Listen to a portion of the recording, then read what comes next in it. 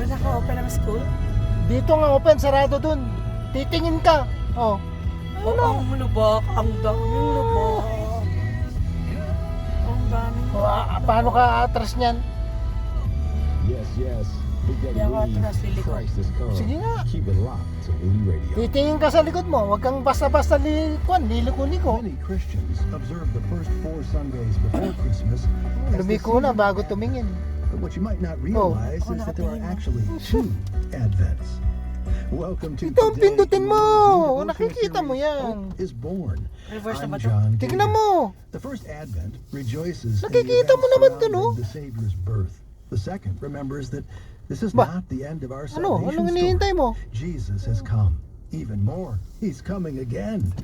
Every time the church celebrates the Lord's Supper, it remembers both Advents. 2 facts may surprise those of us who look forward to this season. Dahan-dahan ka. First, Pag dito sa Advent ganito. is a rather late addition to the traditional church calendar, Hindi picture, appearing first video na. sometime between the 4th and 6th Oh my centuries. God. Second, Advent Ang was daming initially a time of lubak. fasting rather than celebration. Lubak. Oo, may kasalubong ka. Iniiwasan ko ang The New lubak. Testament church did not celebrate. Iiwasan mo, pero ang bilis mo. Hindi mo kunin yung preno mo. Promises of Christ's Where's first coming the lubak fulfilled before their dito? own eyes. After the Ang resurrection of daming Jesus, lubak. they realized that many promises remained unfulfilled.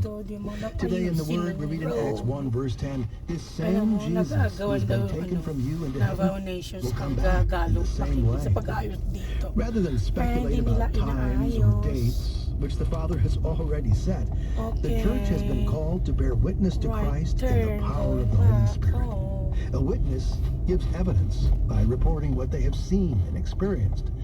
Now, how effective Gaganyan mo would you na, rate oh. yourself as a witness Pwede na to ako namin Christ? na. Tingin ka. Hey, this is Wala going to be a naman. great series, and I invite you to stick with it every day and to share us with a friend. Let them know about our website where they can download. saan ka na? Sa these inner ka na. devotions and read them online at Signal ka, tingin ka muna bago mo todayintheword.org. sumignan. todayintheword.org. Para tayo nagbalik sa dati. Oh. O yan, green yan, pero hintayin mo yung mga yon.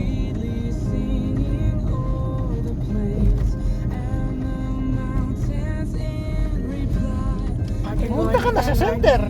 I can go in here. Pag clear ka. Oh, ano yan? Clear ka na.